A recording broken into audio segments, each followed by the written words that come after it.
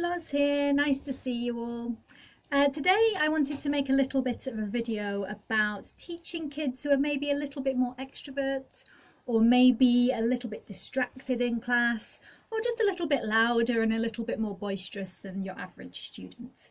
Because I know how frustrating it can be when you're trying to do a class and you feel like you're having to shout over the children and try and get them to concentrate. But I want to give a few tips of things that help me to overcome those obstacles in class, and hopefully they might help you as well. So please take them on board, and obviously any that you think you might want to use, just go ahead. Some might not work, some might work for you, so just see how you go really. So the first thing I would say is to engage with them, to engage with the energy of the child. So if you have a child who's quite extroverted and quite loud, or maybe just a little bit, I don't know, maybe they've had too much sugar, so they're bouncing off the walls and the parents are trying to calm them down, don't try and get rid of that energy. Obviously you need to try and calm them down, and you need to get them so they'll listen to the class, but work with the energy as well. The parents will appreciate that as well, because you can tire the kids out before they go to bed. So the parents will always appreciate that. So work with the energy, not against it. Because if you try too hard to work against that extroverted or maybe slight sugar high of energy, then it's not really going to work. So you want the kids on side, so you work with the energy. If they want to show you their toys and things like that, do deals with them. So let them show you their toys for a while. They'll be bouncing. I've had kids bouncing around going to get toys here, there and everywhere. Take an interest and then do some bargaining with them. So maybe if you answer this one question, or if you do this for me, then you can show me another toy.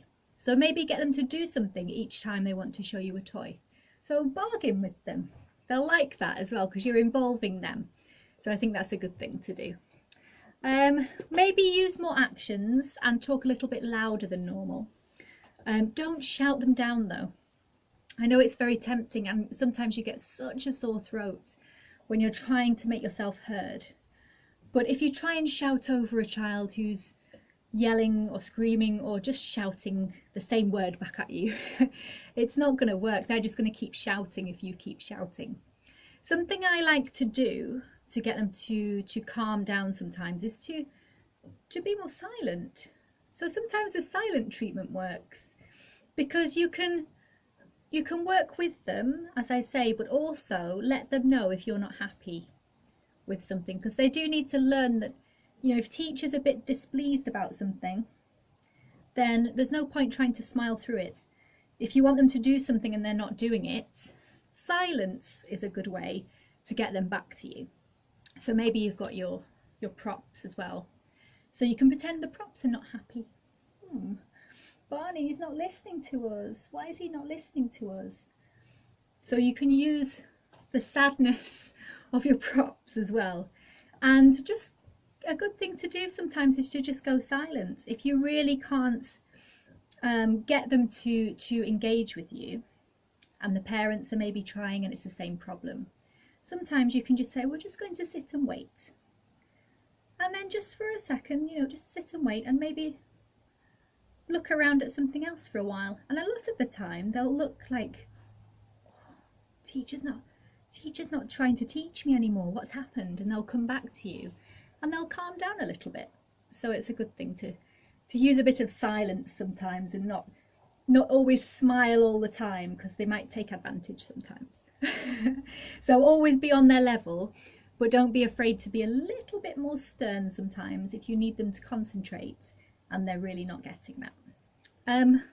So be firm when you're giving instructions as well. Be firm but fair. What was I going to say? So use your props, and you can maybe use some calming actions and things.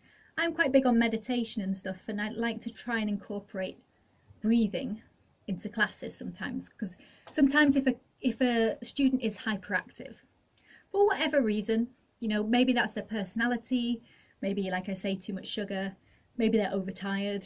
So there's all number of reasons, but sometimes it's good to slow down and not be shouting and not be on their level, but to slow down and, you know, maybe do some exercises with them, with Barney as well, some breathing exercises. So breathing in and out. So just do things that can kind of calm them down and involve them at the same time. That's a good thing to do. And just, that's kind of it really. I would say use things, you be on their level with their energy. Some, you know, you want them to be on side and you want them to be themselves. You know, you don't want to, nobody's trying to change anyone. The same with a more introverted personality. You want to work with that personality. So if they're very loud, then you work with their energy and with their personality, and, you know, try and get them to engage that way. So use their energy, bounce off it, and use your props to do the same. And I guarantee the parents will love you for that, because the kids will be nice and tired at the end of the class. So they'll all be ready for bed and they'll all be happy. Everyone's happy. So that's really what I wanted to say. It's not a very comprehensive list. I find it easier to give tips about introverted personalities. But with the extroverted personalities, I know it can be difficult and frustrating for teachers to try and teach when the child maybe doesn't seem interested. But just be aware that they are interested, because they're probably acting up because there's a new teacher. That could be number one. So they might be a little bit shy as well. They might be acting up because they're a little bit shy or a little bit nervous.